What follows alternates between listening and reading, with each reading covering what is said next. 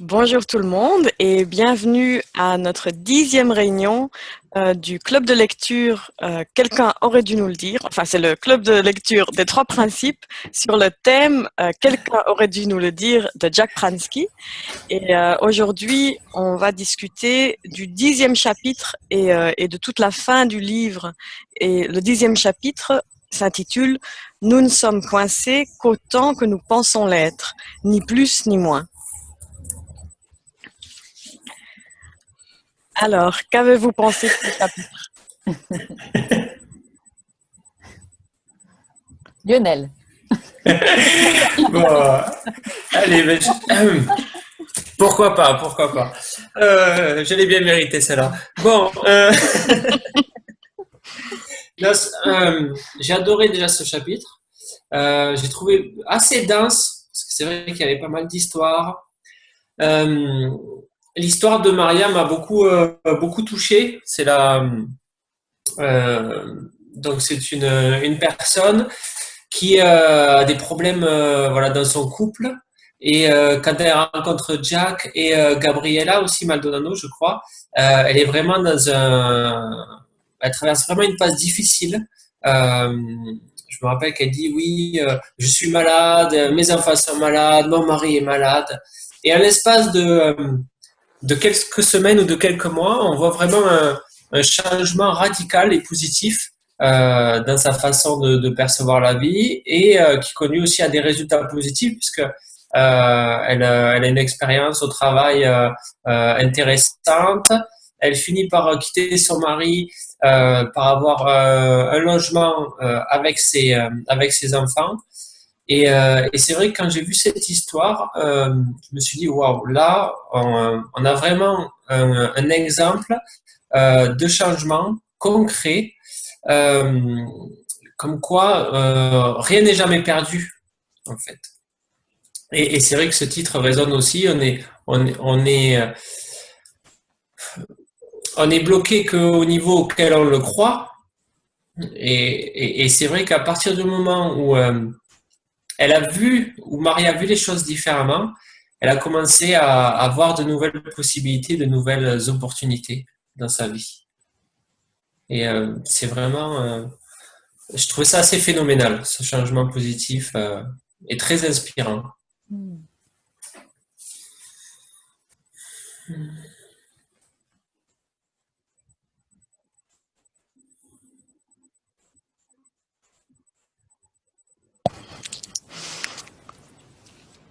Moi, Je j'aime bien. continue? Ouais, vas-y, ouais. Non, j'ai bien aimé cette étude de cas aussi, cet exemple. Et, moi, ce qui m'a beaucoup touchée aussi, c'est l'idée. C'est Gabriella qui dit à cette dame à un moment. Bon, c'est pas ces mots-là qu'elle utilise, mais elle lui dit bon, à partir de maintenant, je ne veux plus t'entendre dire je suis malade. Je veux que tu fasses attention et que tu essayes de remarquer ta santé pour le reste de la semaine. Et et c'est vrai que ça aide vraiment ce genre de conseils parce que on a tendance à regarder tout ce qui va mal dans notre vie ou les choses qu'on trouve difficiles ou les problèmes et parfois on se sent coincé. Et on a tendance à se dire je suis coincé, ça va pas. Et au plus on donne de l'attention à tout ça, au plus ça devient réel pour nous et au plus ça attrape des racines aussi, ça, ça, ça devient de plus en plus solide et de plus en plus lourd en fait. Et c'est vrai que rien que le fait que quelqu'un nous dise euh, sors-toi tout ça de tes pensées et concentre-toi sur ce qui va bien, concentre-toi sur ta santé, concentre-toi sur les signes qui montrent qu'en fait ça va et tu as tout ce qu'il faut pour aller bien et tu as tout ce qu'il faut pour te sentir bien. C'est vrai que c'est très chouette. Et je pense qu'on n'a peut-être pas toujours tendance à faire ça pour les autres. On a tendance à, à, à enfoncer les autres parce que avec notre bonne volonté, on donne beaucoup d'attention aux problèmes en fait. On a tendance à beaucoup parler de nos problèmes et à leur donner beaucoup d'attention et beaucoup d'énergie.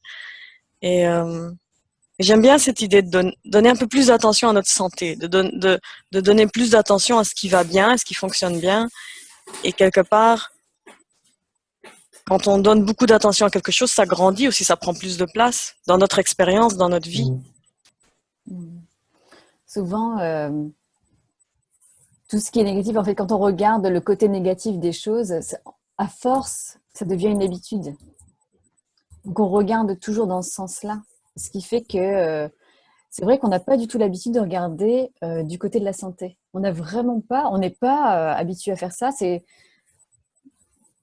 C'est presque comme si c'était quelque chose de difficile ou bien peut-être même un peu pas n'importe quoi, mais de se dire ouais, enfin bon, c'est quand même ce qui m'arrive, quoi. Je suis quand même en train de vivre quelque chose de difficile. Comment est-ce que tu veux que je vois le côté c'est même pas, en fait, voilà, l'idée, c'est de même pas juste voir le côté positif des choses. C'est pas ça, en fait. L'idée, c'est de vraiment voir la différence, en fait, de voir que parfois, bon, ben, on va penser négativement, donc on va pas se sentir très bien, mais il y aura toujours des moments où ça va aller mieux. Et de voir ça, de pouvoir réussir à voir ça, je trouve que ça change complètement la vie de voir qu'on arrive à se sortir, en fait, dans une journée, on va réussir parfois à se sortir de ce flot de pensées négatives sans avoir à changer quoi que ce soit, sans avoir à se dire bon, maintenant il faut que je pense positivement, etc. Non, en fait, ça vient tout à fait naturellement. Et donc de vraiment voir en fait que oui, ça nous arrive naturellement. Ça change complètement les choses, je trouve. Une autre petite chose, c'est vrai que ce que j'aimais bien aussi du fait que elle a dit de ne pas regarder dans la direction de que je suis malade. En fait, c'est comme souvent dans les principes, on dit de regarder dans la direction de notre santé innée et en direction de l'amour, en direction des bonnes choses, entre guillemets. Mais de dire ça, c'est comme un truc vraiment concret, comme tu as dit, Véronique. Comme pour moi, c'est comme un pont. C'est comme un pont pour nous emmener dans cette direction. C'est comme faire du yoga ou la méditation pour se détendre. C'est juste si on n'est pas prêt, par exemple, de faire ou on ne comprend pas ce que ça veut dire regarder dans ces directions, parfois c'est un pas entre les deux, c'est un pont qui nous emmène dans cette direction. Et je trouve que parfois c'est vraiment quelque chose de pratique qui peut nous aider d'une manière plus concrète pour un petit moment. Et comme ça, peut-être, ça va nous ouvrir à autre chose, à voir, c'est comme un pas et tout de suite, tu vois autre chose, tu vois un peu plus devant toi. Donc, oui, ça m'a touchée. Oui, l'exemple de la montagne. Il parlait dans le livre comment, quand on est en chemin pour escalader une montagne, on ne peut pas voir qu'est-ce qu'il y a plus loin. On le voit tout simplement pas. Fait ce qu'on peut faire, c'est être dans le moment qu'on est présentement. Puis quand on est rendu dans le haut, on est capable de voir, on a tout le panorama de ce qui se passe. J'ai trouvé ça, j'ai bien aimé, étant donné que mon habitude de penser, c'est de me taper dessus. Quand je vois pas quelque chose, je me tape dessus. Je devrais voir, t'sais. Mais ça m'a donné une paix de voir que, OK, ben regarde, tu peux pas voir ce que tu vois pas. De juste savoir aussi que c'est correct. éventuellement, tu vas comprendre. Ça me ramène à être paisible avec chacun des moments que je vis. Tu sais, aussitôt que la pensée peut m'arriver, oh non! OK. Juste de savoir que ça va être correct. Il y a comme il y a un design. C'est comme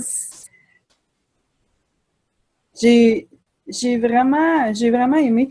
J'ai trouvé le chapitre aussi dense comme Lionel. Je l'ai trouvé à un moment donné, c'était comme il y a beaucoup de matériel, tu sais.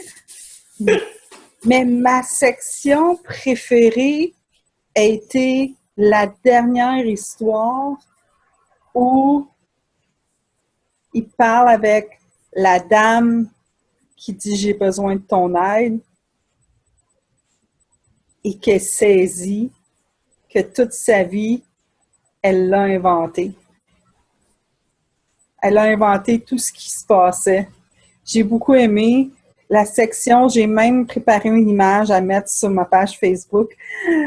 La section où il dit, tu sais, comme, il explique à la dame que toute sa réalité a été créée par les pensées auxquelles elle a décidé de donner du pouvoir.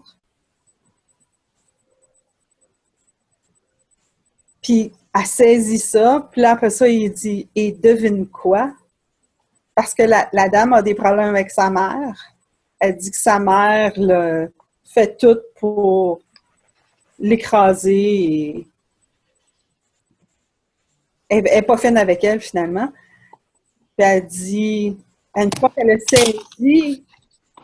saisi que c'est tout elle qui a inventé et qui lui dit, et devine quoi, ta mère aussi. J'ai adoré aussi. Et la phrase qui est venue après qui dit, je vais essayer de me souvenir des mots, tes pensées te donnent ta réalité te donne tes actions. Tu n'as pas le choix, d'agir dans la vie selon, avec les actions que tes pensées te donnent. Fait que si tes pensées te disent tu es présentement attaqué, tu n'as pas le choix d'agir en te protégeant.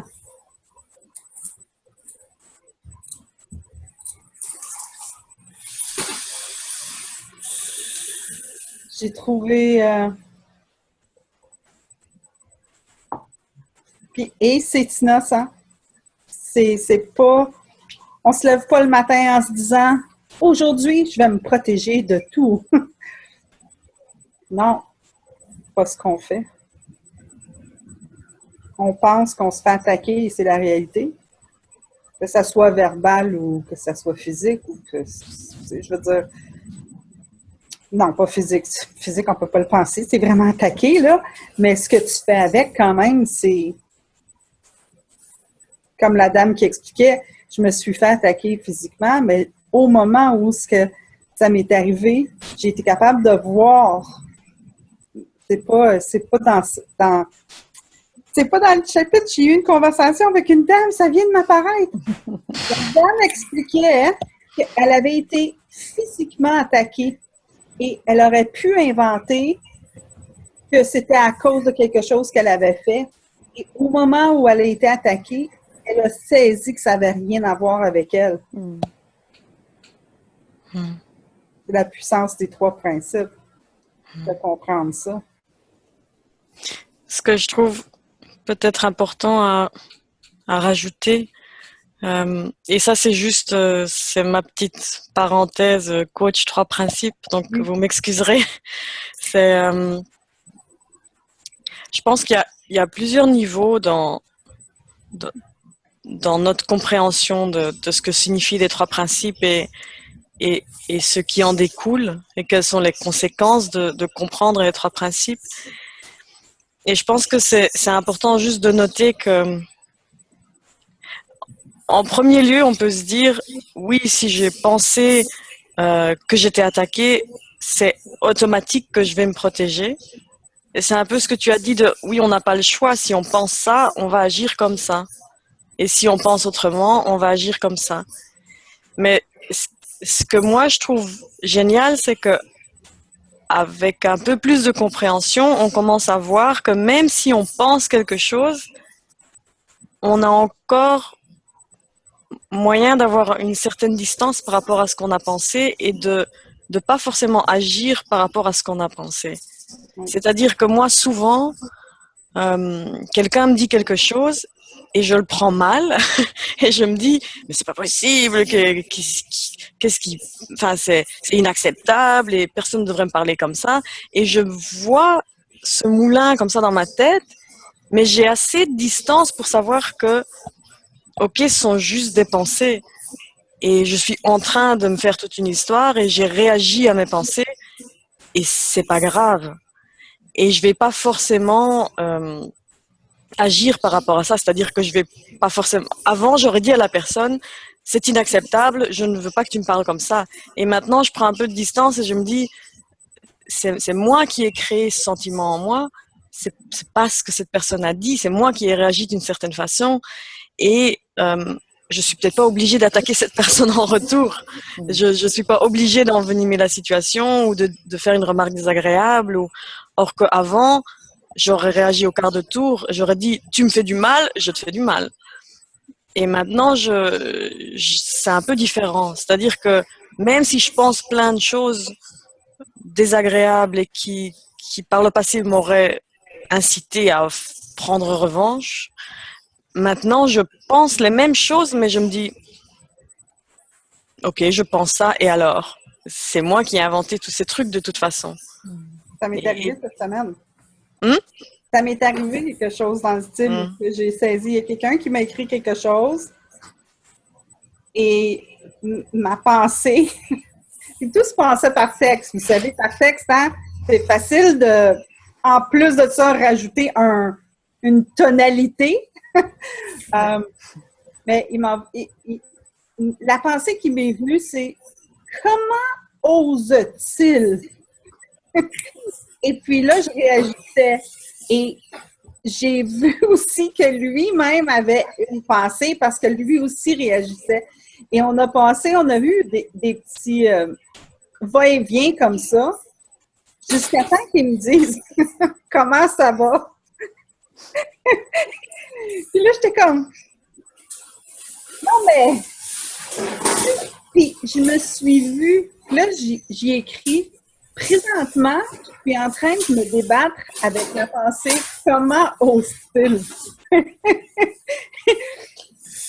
On a eu une toute autre conversation. On a même trouvé le moyen de se parler au téléphone pour finalement avoir une conversation là-dessus. Puis j'ai vraiment vu comment, si je continuais à envenimer ou à dire avoir raison dans cette conversation, j'aurais pu faire un gros dégât dans la relation avec cette personne-là. Et cette personne-là, en parlant, lui, qu'est-ce qu'il a réalisé? Il dit, je pense que je suis un peu contrôlant. Fait que, tu sais, on a tous les deux vu quelque chose à l'intérieur de la conversation pour finalement finir en se disant, OK, je t'aime à plus, tu sais. C'était vraiment plaisant d'avoir cette interaction-là. Mais ça me fait penser à ça quand tu parles, Véronique, de voir. Avant, comme tu dis, j'ai un autre niveau, n'est-ce pas? À l'origine, quand je savais pas que c'était juste une pensée, c'était la vérité et je l'aurais pas appelé, j'y aurais dit des mauvais mots et j'aurais terminé. Là, j'ai insisté d'avoir une conversation là-dessus. Ce que je trouve qui est important aussi de noter dans ce que vous avez dit aussi toutes les deux, en fait, c'est que souvent on va dire, on va lire le livre et puis on va se dire, alors ouais, j'ai plein de pensées négatives. Voilà, j'ai plein de pensées qui arrivent. c'est le désastre, quoi. C'est vraiment le désastre, alors que c'est pas grave, quelque part. C'est pas grave d'avoir des pensées. On peut, souvent, quand c'est des pensées habituelles, comme on a tous tout, ça, il n'y a aucun, comment dire, on a tous des pensées négatives, on a tous des habitudes de pensées négatives parfois, et c'est pas là le problème. En fait, le problème, c'est pas un problème d'avoir des pensées négatives. Puisqu'elles sont habituelles, elles vont revenir dans tous les cas. Même en comprenant parfois les principes, certaines pensées négatives vont revenir et on va se dire, ah bah, voilà, comment je fais pour me débarrasser de ces pensées? En fait, voilà, de voir que le problème n'est pas les pensées qu'on a, puisqu'on peut les avoir et simplement les observer et ne pas s'en faire par rapport aux pensées qu'on peut avoir sur le moment, par exemple. Et je trouve que en fait, c'est des questions qui reviennent vraiment pas mal par rapport à mon blog. Quand j'écris les articles, les personnes reviennent vers moi, mais comment je fais pour arrêter ce flot de pensée? Alors que c'est pas, on pensera toujours dans tous les cas, le problème n'est pas là. Le problème n'est pas là. Une des premières choses qui m'a beaucoup touchée quand j'ai commencé avec les principes, c'était d'entendre que juste parce qu'on a une pensée, on n'est pas obligé d'agir là-dessus. Ouais. Et à ce moment-là, ça m'a beaucoup touchée. Et franchement, je n'avais jamais vraiment réfléchi de cette manière. Et ça m'a donné le recul par rapport à tout ce qui me vient à la tête. Et c'est vrai que petit à petit, ça me donnait un petit espace entre, comme vous avez dit, hein, mais c'est comme ça donne un petit espace entre la pensée et la réaction, ou la pensée et de le prendre comme si c'était nous, vraiment. C'était au lieu de voir juste comme une petite habitude, comme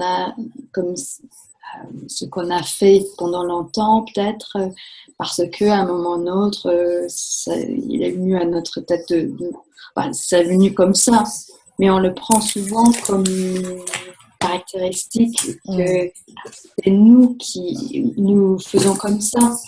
Et si on si je dis mal, mais si on se débarrasse de ces pensées, qui sommes-nous? Mais en fait, ça n'a rien à voir. C'est séparé de notre être, de notre essence, et de voir de plus en plus, ou d'avoir une autre relation avec ses pensées, ça nous donne cet petit espace pour voir autrement, pour avoir une nouvelle pensée, la petite espace pour donner vie à notre pensée, peut-être, ou peut-être pas, mais juste de savoir quand on a eu les pensées, après c'est trop tard de faire quelque chose avec. Donc c'est déjà formé en fait. Et tant pis, c'est là, il est parti. Il est parti. Et mais c'est vrai, c'est une question de voir avant, en fait, de regarder avant la pensée, avant la création, si vous voulez. Oui, parce qu'une fois que c'est créé, c'est déjà enfin, il n'y a rien à faire.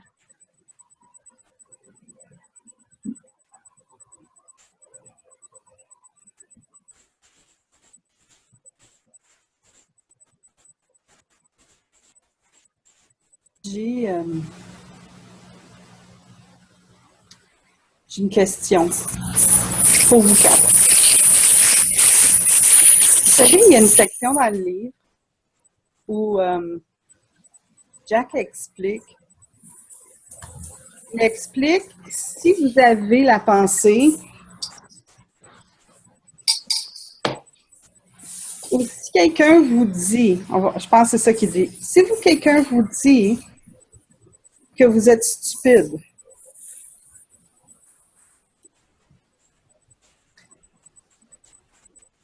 parce que le seul moyen que c'est vrai,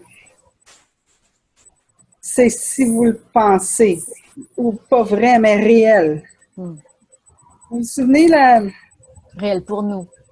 c'est réel, c'est ça, c'est réel pour nous quand on y croit nous aussi. OK. Voici ma question. Là, je vais vous dire où je suis. Là, je vais me sentir extrêmement vulnérable, OK? Qu'est-ce qui arrive quand c'est vrai? OK. On parle de pensée. OK. Au moment où j'ai écrit, j'ai lu cette section, parce que dans la section, la dame disait « Ma mère me l'a dit toute ma vie. » Ma mère m'a dit toute ma vie que j'étais stupide. Donc, c'est vrai. Elle me l'a dit toute ma vie. C'est de sa faute si c'est vrai. Ce qui est devenu présent pour moi, c'est toute ma vie, on m'a dit que j'étais grosse.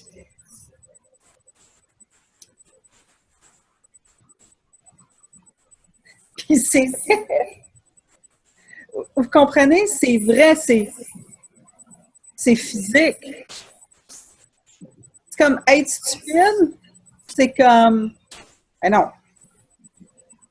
Mais j'ai pas eu... Ma réaction, ça a été ça. Ça a été d'écrire, oui, toute ma vie, on m'a dit que j'étais grosse. Puis j'y crois. C'est donc réel pour moi. Je saisis cette partie-là.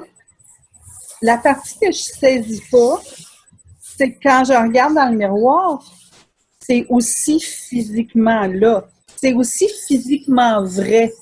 Vous comprenez? Mhm.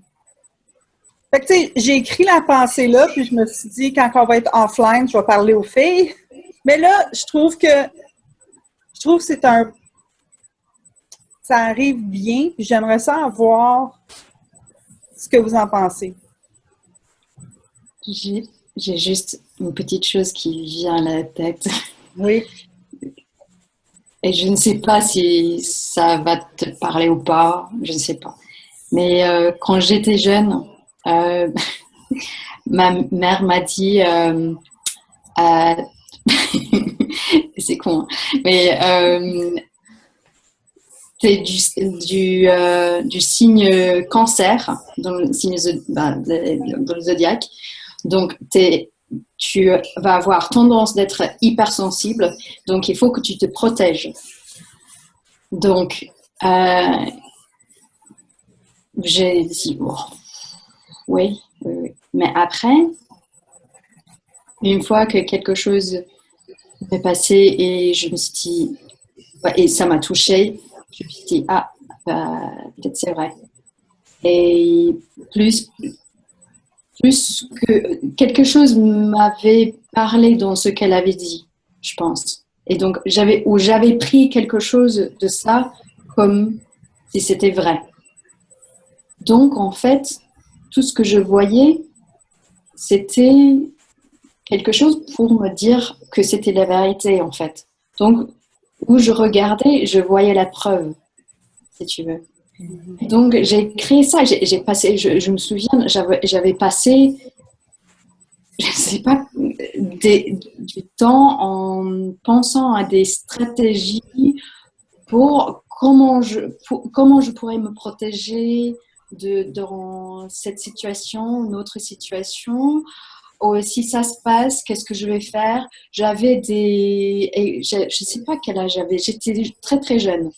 Et j'utilisais des images dans ma tête pour me protéger des critiques qui venaient de l'extérieur. J'avais imaginé une boule autour de moi pour qu'il puisse rebondir vers l'extérieur. Mais après, ça n'a pas marché parce qu'il y avait un petit trou, donc ça s'est entré. Donc, c'était tout ce que je voyais. Je voyais la vérité de cette chose parce que je ne voyais pas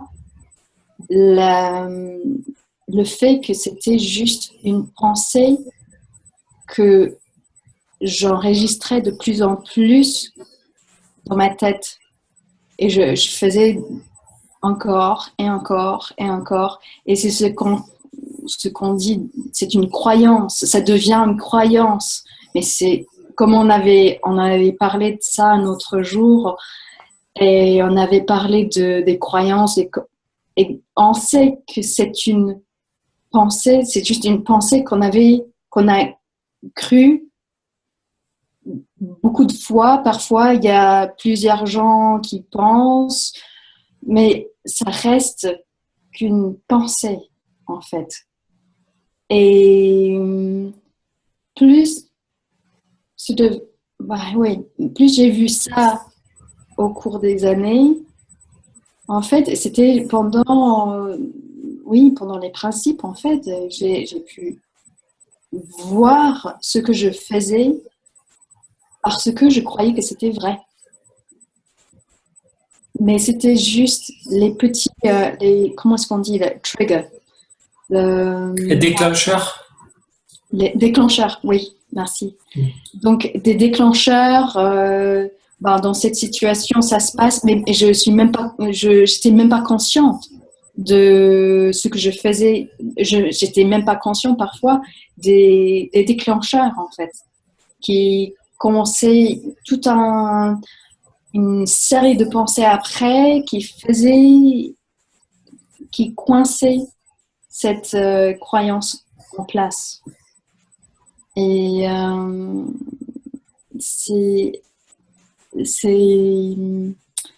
ça donne une légèreté de voir de plus en plus les déclencheurs invisibles.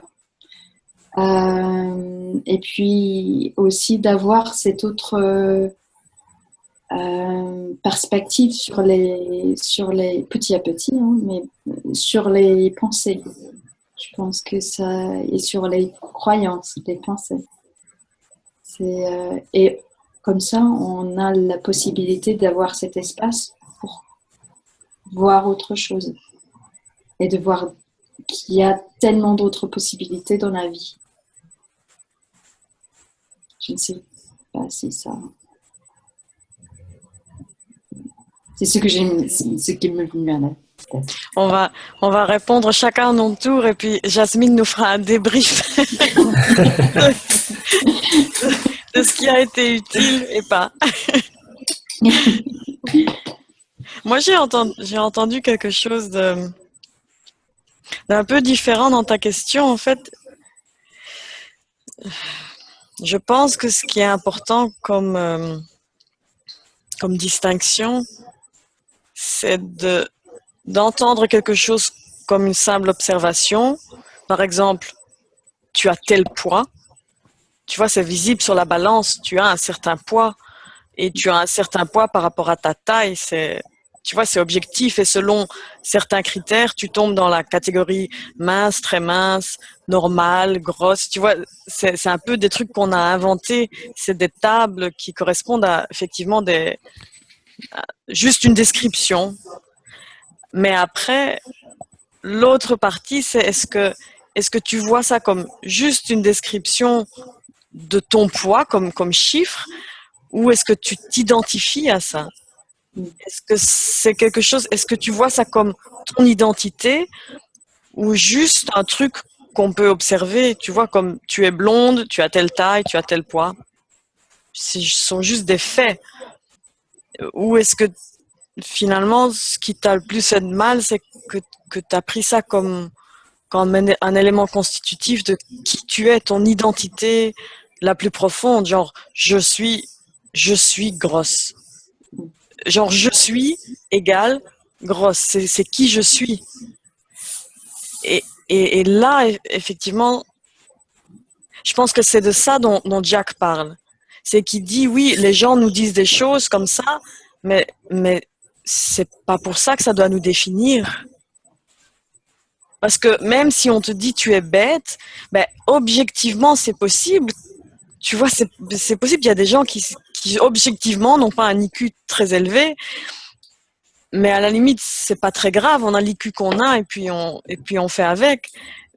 Par contre, ça devient une vraie souffrance quand on commence à s'identifier avec et que ça domine toute notre vie. Qu'on vit toute notre vie comme une personne bête ou on vit toute notre vie comme une personne grosse. Or qu'en fait, non, c'est juste, on a chacun nos caractéristiques, on est chacun unique, on est tous différents. C'est pas grave d'être différent parce qu'on est chacun différent puisqu'on est unique. Donc moi, je ferais la différence entre caractéristiques qu'on peut observer et est-ce que ça te définit toute ton identité? Est-ce que tu t'identifies à cette chose comme quelque chose d'essentiel? Moi, je te rejoins, Véronique, dans tout ça. Vraiment, c'est ce que je vois aussi. Je vais te raconter juste une petite histoire de mon expérience personnelle. Donc, on me disait, quand j'étais, je l'ai déjà raconté en plus, quand j'étais plus jeune, donc adolescente, on me disait, on m'appelait grosse vache. Voilà, grosse vache. C'était. Ah, je t'ai pas dit? Ah bon, pardon. Donc maintenant, vous le savez, voilà. Donc, on m'appelait grosse vache.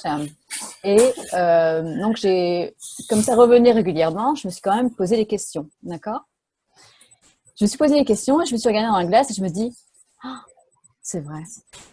C'est vrai. Et j'ai regardé, en fait, je me souviens, et je pense que j'ai dû le mettre par écrit quelque part dans un de mes articles, quelque chose. Je regardais l'émission, bon, c'est il y a très longtemps, hein, l'émission Miss France. Et donc, toujours avec ces pensées dans la tête, je regarde Miss France et je vois des filles avec des bâtons, des baguettes à la place des jambes. Je me dis, mais qu'est-ce que c'est, quoi? Mais c'est pas moi. Moi, je suis pas comme ça. Moi, je suis pas comme ça. Je me suis dit, oh, je suis pas normale. Tu vois, je suis pas normale. Et là, il y a tout un tas de pensées qui se sont accumulées dans mon esprit. Bref, j'ai agi sur ces pensées. D'accord? Je me suis dit, qu'est-ce qu'il faut que je fasse pour que je sois comme ces filles à la télé? Qu'est-ce que je dois faire? J'ai regardé, j'ai cherché un petit peu les magazines. Je commençais à prendre les magazines de beauté, de mode et tout ça. Et là, tu les vois vraiment, elles sont minuscules. Et je me dis, mais mince, je ne suis pas du tout comme ça. Bon, j'étais en pleine adolescence en plus. Mon corps était en train de changer. J'avais arrêté de faire du sport. J'avais pris du poids. Mais bon, moi, ce qui compte, en fait, c'est les pensées en fait, qu'on a par rapport à ça. Le problème c'était pas, en fait, c'est de voir le problème comme un problème physique. Je vois pas ça comme un problème physique. C'est vraiment, pour moi, c'est ce qui se passe dans la tête qui est important. Et donc, ce qui s'est passé en fait par rapport à tout ça, par rapport à moi, c'est que donc j'ai cherché des solutions, comment est-ce que je fasse pour être mince, etc. Et il y avait plein d'idées, il y avait plein de régimes, il y avait plein de choses. Je connaissais pas les régimes, j'avais jamais entendu parler de régime. J'étais jeune et j'étais un peu naïve aussi. Mais je me suis dit, faut que je fasse un truc comme ça. Donc je regarde vite fait, ok, je mange plus. Tu vois? La solution par rapport à mes pensées, voilà, il fallait un truc rapide, sans effort. Allez, je mange plus. J'arrête de manger. Pendant un certain temps, donc j'ai arrêté de manger. Et quand je me regardais dans le miroir, donc au bout de quelques mois, etc., donc il y a plein de problèmes avec l'anorexie. Hein. Quand je me regardais dans le miroir, je me souviens d'un jour où je me suis regardée dans le miroir et je m'étais pesée ce jour-là, je faisais 42 kilos. C'était quand même moche. C'est moi qui dis ça maintenant avec mes pensées, c'est moche. Pour moi, en fait, j'arrivais pas C'était maigre, en fait. J'arrivais pas à me voir maigre. Je pouvais pas me voir maigre. Je me regardais dans le miroir, je me dis, mais je suis énorme. Je suis énorme. À 42 kilos. Il faut, tu sais, pour moi, c'est de relativiser par rapport à tout ça. C'est de voir un petit peu qu'on est vraiment en train de se voir avec ses pensées. C'est ça, en fait. La relation qu'on a par rapport à ça. Qu'est-ce qui est important? Tu sais? Pour moi, c'est ça, en fait, qui compte le plus. C'est qu'est-ce qui se passe dans la tête. Pour moi, le physique, aujourd'hui, tu sais, moi, j'ai beaucoup changé. Après, je suis tombée dans l'addiction au régime. J'ai réussi à me sortir de l'anorexie. Je suis tombée dans les régimes les régimes yo-yo, les régimes à gogo, enfin bon, bref. j'arrivais pas à me sortir de ça parce que j'arrivais pas à me sortir de la tête l'image que j'avais de moi. Donc l'image que j'avais créée avec mes pensées, c'est pas du tout l'image qui était là. On se crée une image. On la crée en fait. Elle est pas. Oui, il y a une image réelle, mais la façon dont nous on va se voir, ou peut-être d'autres personnes vont nous voir également, on va tous voir les choses d'une certaine façon par rapport à certains critères qu'on a, certaines idées, certaines pensées qu'on a acceptées comme la norme, ou tu vois plein de choses. En fait, pour moi, le physique n'est pas important. Enfin, à ce moment-là, pour moi, c'était important. Aujourd'hui, bon, bah, au bout de quelques années, j'en ai eu ras-le-bol de faire des régimes, etc. J'en ai eu ras-le-bol d'être... j'étais obsédée, en fait, par mon image, si tu veux. Et j'en ai eu ras-le-bol, donc j'ai arrêté. Bon, j'ai tout arrêté. Et aujourd'hui, pour moi, le physique n'a pas d'importance. Tu vois, je peux prendre du poids, je peux perdre du poids, je peux prendre du poids, etc. Je m'en fous. Je me pèse pas. Ça fait des années que je me pèse plus et des choses comme ça. Tu vois, en fait, c'est la relation qu'on a par rapport à ça. Pour moi, le physique, c'est pas important. Mais c'est ma vision des choses. Forcément, c'est ma vision des choses. Mais pour moi, je suis pas mon corps.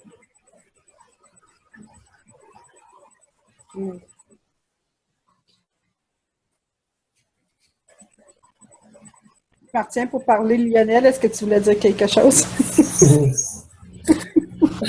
Oui, je veux bien. D'abord, je partirai sur qui sommes-nous? Qui sommes-nous réellement? On voit que les enseignements traditionnels en Orient pointent vers le fait que nous ne sommes pas le corps, ni notre ego. Et Sydney Banks aussi au début, notamment, témoigner que nous ne sommes pas pour atteindre la liberté, c'est important de voir l'illusion qu'est le corps. Pour lui, la réalité, c'était, si j'ai bien compris, c'est ce qui est permanent, ce sur quoi on peut se reposer, qui ne change pas, et l'illusion, c'est ce qui change, en fait. Donc, qu'est-ce qu'on voit? On voit déjà que on a un corps, mais que ce corps, il va changer.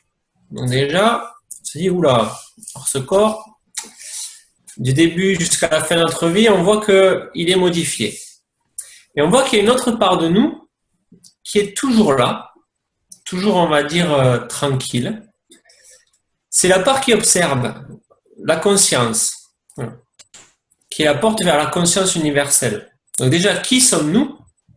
On voit qu'il y a une partie de nous qui est en train de changer, ce qu'on pourrait appeler la forme, et une partie de nous qui change jamais, qui est toujours là, tranquille. On peut toujours se reposer, voilà, dedans, voilà, ce qu'on pourrait appeler ça la non-forme, voilà, ou la conscience universelle.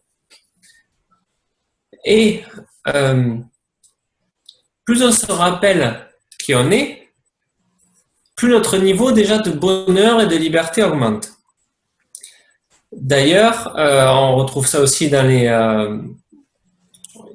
les enseignements en Orient, c'est se rappeler qui on est, c'est aussi le but de notre incarnation.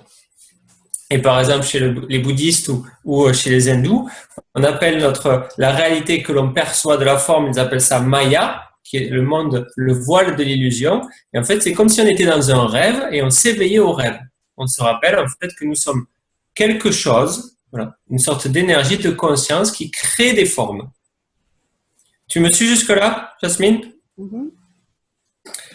Donc maintenant, on voit que de cette conscience, voilà, se créent des états qui nous donnent ensuite, voilà, des émotions, des sensations. Par exemple, voilà, un état de conscience, voilà, qui prend la forme de la peur va me donner, voilà, une émotion de peur. Et donc, je suis à chaque fois ce que je pense. Je suis ce que je pense. Je suis ce sur quoi je pose mon attention sur le moment. Et le moment, il est toujours changeant. À part quand on se concentre dessus et qu'on le grossit. Donc la seule manière Parce que moi aussi, en fait, je suis gros. Et là, j'ai l'expérience d'une grosseur. Voilà. Je suis gros. Si je pense que je suis gros.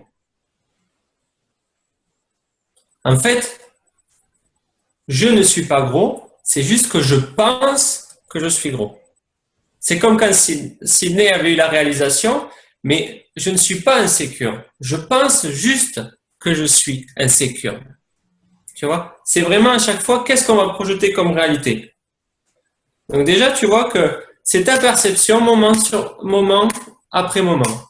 Donc ta conscience projette quelque chose, et toi, comme ensuite, tu as un degré de contrôle, comme un copilote, et tu vas pouvoir, voilà, jouer avec et poser ton attention, voilà, sur ce qui t'est proposé sur le moment. Et ensuite, ta perception va changer. Et pour finir, le troisième temps, j'aimerais aussi m'amuser avec la forme. Par exemple, je me regarde dans le miroir. Et qu'est-ce que je vois? Voilà. Si je me regarde dans le miroir, qu'est-ce que je vois d'abord? Si je décompose la réalité, je vois des formes et je vois des couleurs. Voilà. Forme et couleur. C'est ça que je perçois, la réalité la plus brute. Et ensuite, je vais poser un jugement. Je vais poser une autre pensée. Je vais poser une signification. Ah, je suis maigre. Ah, j'ai une coiffure de cul ce matin. Je suis vraiment très mal habillé. Voilà. Et c'est à chaque fois sur le moment, sur le moment, sur le moment. En fait, on est des machines à se créer des histoires. Et c'est pour ça que la pensée, c'est aussi un cadeau. Donc, à partir du moment où on s'éveille au rêve, on voit qu'on vit dans notre imagination. On peut utiliser cette imagination. On est une machine à créer des histoires. Il n'y a pas une histoire plus vraie que l'autre, si ce n'est celle qu'on va choisir, qu'on va énergiser sur le moment. Et donc, du coup, je me pose aussi la question, quelle histoire voulons-nous vivre? Et ça sera vrai pour nous.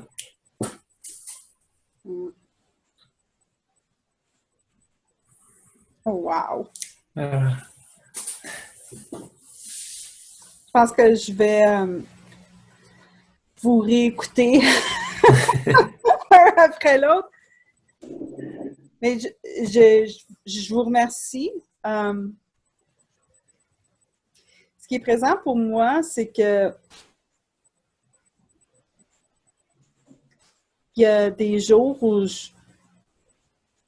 justement, je me regarde dans le miroir, puis ce que je vois, c'est « Ah, t'es belle! »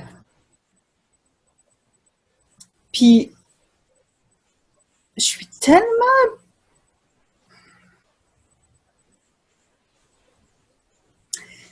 Dans le fond, c'est même pas « je suis grosse ».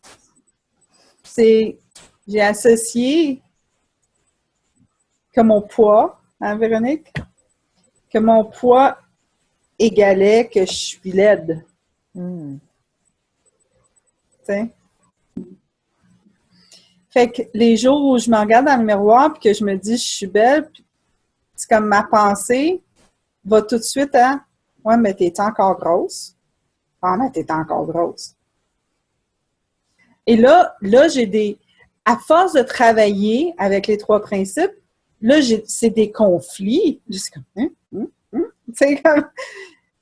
Et ça n'a pas d'impact sur moi comme ça en a déjà eu. Là. Je veux dire, je me souviens, à 17 ans, je me trouvais grosse, j'étais belle, puis j'étais toute maigre. Tu sais, comme, je me souviens de ce moment-là, puis je me souviens que je me cachais dans des gros vêtements, des gros chandails, juste pour qu'on ne voit pas, tu sais.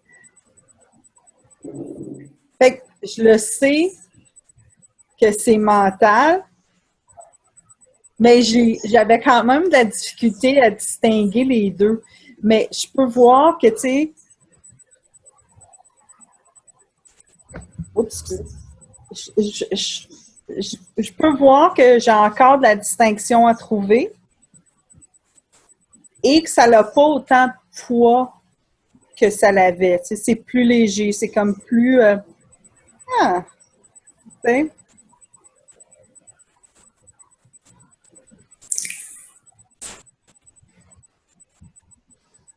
Je peux voir encore que c'est vraiment... C'est comme... tu sais, dans le livre, il expliquait, il y avait une conversation avec la mère et le fils à propos de l'auto. Et comment toutes les deux regardaient la vitesse de l'auto, puis comment résoudre le problème de l'auto. Puis le problème à résoudre n'était pas le problème de l'auto, ni de la vitesse. Le problème à résoudre, c'était qu'il devenait tellement absorbé dans ces choses qu'il oubliait ses engagements. Tu vois, c'est ça, mon focus, c'est je vois grosse et je focus sur grosse. C'est pas là le focus. Ah, ça, c'est beau. C'est pas ça qu'il faut que je regarde. Et c'est intéressant ce que tu disais là justement, la relation en fait, ce que tu disais, gros égale laid ou bien, tu sais, ça c'est intéressant à explorer, tu sais, parce que je trouve que il y a quelque chose là. Oui, puis c'est comme, à cause que, tu sais, je dis gros égale laid, mais je regarde pas, je vous ai jamais dit que j'étais laide. Je vous ai dit que j'étais grosse. Ouais. Right? Fait que là, on est en train d'essayer de résoudre, ben, pas on, mais toute ma vie, est en train d'essayer de résoudre mon problème de poids. Peut-être que je devrais regarder que je me trouve laide. Peut-être que je trouverais une solution, tu sais. Parce que, tu sais, là, je dis, bon, c'est vrai, mais je suis pas laide. Tu sais, c'est comme tout à coup, de faire le focus-là me fait réaliser d'autres choses. Parce qu'il y a des standards avec, quand tu regardes, ben regarde, je regardais la télé, je lisais les magazines de mode, etc., de beauté, soi-disant. On a l'impression qu'on a créé un certain standard. Mais d'où ça sort, ça? D'où ça vient, ce truc? Ça n'a aucun sens. Enfin, je sais pas. Enfin, pour moi, ça n'a aucun sens. Absolument aucun sens. Oui, et puis c'est chouette de voir que finalement, c'est pas ton poids qui te fait souffrir, c'est les histoires que tu racontes par rapport à ton poids. Et dans ton cas, c'est ça qui est douloureux, c'est te dire je suis laide et puis tout ce qui en découle. Donc moi, si je prends mon cas, ce serait je suis laide et donc personne ne va m'aimer et donc tu vois, moi ça part dans cette direction-là. Mais c'est ça qui est douloureux, c'est ces pensées, ces histoires. C'est pas le poids. Le poids, c'est juste un fait. Oui, tu as un certain poids, c'est vrai. Tu as le poids que tu as. Ouais. Mais après, est-ce que c'est douloureux d'avoir le poids que tu as? Ben, oui, si l'histoire que tu racontes par rapport à ça est douloureuse, alors oui, c'est très douloureux. Et sinon, pas du tout. C'est pas douloureux en soi d'avoir un certain poids. Ouais, c'est toute l'histoire. C'est toute l'histoire que ça veut dire.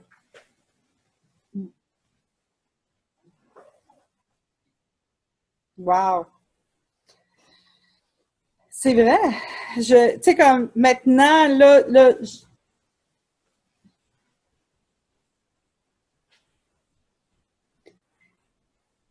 je ne sais pas comment vous l'expliquer. C'est comme, c'est dur à expliquer en mots, hein? C'est comme quelque chose qu'on ressent. Puis c'est pas la première fois que j'explore ceci, là. Je veux dire, je l'ai déjà exploré dans le passé. Puis, je le savais que c'était pas nécessairement ça. Tu vois mon langage. Je le savais que c'était pas nécessairement ça. Finalement, Jasmine, tu savais que tu savais rien. Mais c'est vrai, c'est toute l'histoire. Puis l'histoire, c'est la pensée. C'est toutes des pensées. Toutes des croyances. Tout Tout le moment que je choisis de vivre à l'instant même et ça se fait automatique. Oui. Et ça se fait automatique. Je me regarde dans le miroir, je vois des petites joues, je vois un petit peu de... Et ça y est, poum, c'est parti. Wow. Merci. Merci à toi. Merci. À vous, c'est génial. Mm.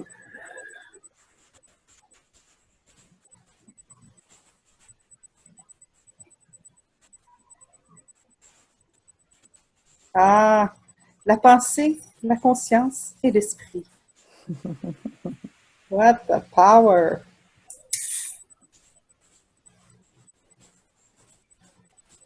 Je vois qu'on est arrivé à la fin de notre rendez-vous. Je tiens vraiment à te remercier, Jasmine, pour ta question et pour être toi, parce que tu apportes énormément à ce groupe de lecture et je suis très reconnaissante que tu y participes. Mm. Merci, merci de m'avoir eu. J'en reviens pas que j'ai fait ça avec vous et j'ai eu tellement de fun à tous vous connaître, là.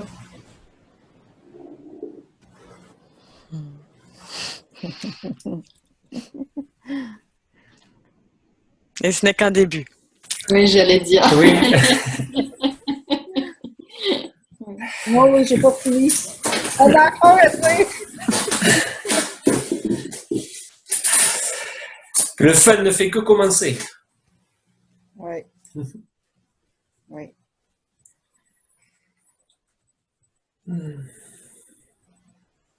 Je vais vous dire au revoir et on reste en contact et on fixera des nouveaux rendez-vous pour notre club de lecture très prochainement. Très bien. Avec plaisir. Merci beaucoup. Merci à Au toutes. revoir. Merci. Au revoir. Bye. Au revoir. C'est fou.